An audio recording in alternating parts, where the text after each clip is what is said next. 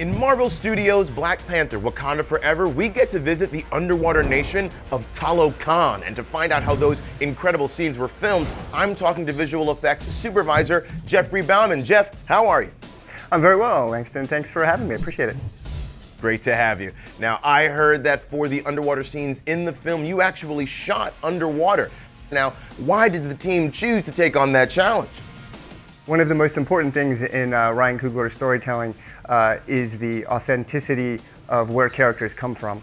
And I think part of that here is combining an underwater world with a culture that we can all relate to.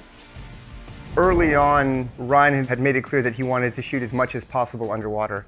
Now, there's logistical challenges that come along with that process for sure, not just from the technical side of equipment, tanks and all that stuff as well, but also the abilities of the talent as well. Are the performers comfortable with going underwater? Not only are they comfortable, are they still able to perform underwater? Is Ryan able to give direction underwater? It was quite a challenge, both due to the physics of being underwater, as well as the visual aspects of storytelling, of color and cameras underwater. So it was a big challenge to show strength, movement, speed, and all of those aspects underwater, while at the same time staying true to MCU expectations, if you will. The underwater performances are next level. How did the cast prepare? We often shot, whenever possible, an entire scene underwater with our performers after they'd gone through rigorous training with our stunt department in order to hold their breath for, multitude of minutes, 3, 4, 5, 6 minute long breath holds in a tank for them to understand how to move in water. And the thought was, even if we did then transition into a dry for wet world, there would be a little bit of muscle memory that was there for how they had to move around. Chris Dennison, our underwater stunt coordinator, and our marine team and the safety team did an amazing job of making all of the performers feel comfortable in water. It was a multiple week-long process of them just coming to the tank, hanging out at the surface, learning how to do their breath holds. It's methodical, but it's also somewhat meditational in a way, where you need to kind of really get your mind to relax and be at ease as you hold your breath.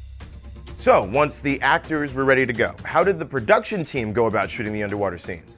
We did the previs ahead of time to try to figure out what the angles that Ryan wanted, and then we would try to take the performers through each of their scenes with a small set piece that was kind of the center of the story, and shoot that. And then that would be assembled, and then we would often then go back into a dry for wet world and then repeat the same process, knowing what it looked like in the wet for wet world. The performers were aware of how they moved, but the dry for wet world then allowed both Ryan and Autumn, our DP, to light it the way they wanted. So there was then the ability for them to be able to interact with the performers in a way that you don't necessarily have underwater. When Namor tells the Talokan that they're going to go attack Wakanda, the dry for wet world was his throne room, and it was essentially a backing that the art department had built, knowing that we probably had to replace a bunch of the set, costumes, etc. So with so many visual complexities of water, how did the team apply visual effects to create the underwater look of these scenes? We needed a baseline for us to understand what water looked like. It's a place that some of us are familiar with, but in the depths of the sea, it's still a very unfamiliar world for most of us. We tried to really, again, jump back to those early tests and use those as our guide for what water should be like and what the lighting of the CG world should be like as well. We started playing with how light travels and what colors Autumn liked and Ryan liked underwater, so that we could try to stay true again to the reality of water. The piece that I'm most proud of is that we were able to include as many characteristics of water as possible. So turbidity, marine snow that affect clarity, so that it isn't crystal clear, but at the same time finding a balance so that there is focus. So that as a viewer, you're immersed in this world and you understand you're underwater without having to process it too much, but yet at the same time, there is a clear point of focus for each shot.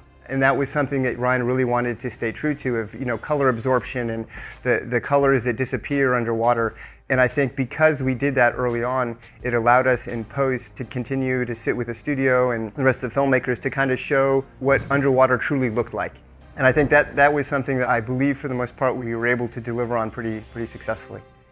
I'd say so. You and the team did an incredible job. Jeff, thank you so much for chatting with us, and all of you at home, make sure to rewatch every moment of underwater action in Marvel Studios' Black Panther Wakanda Forever, coming soon exclusively to Disney+.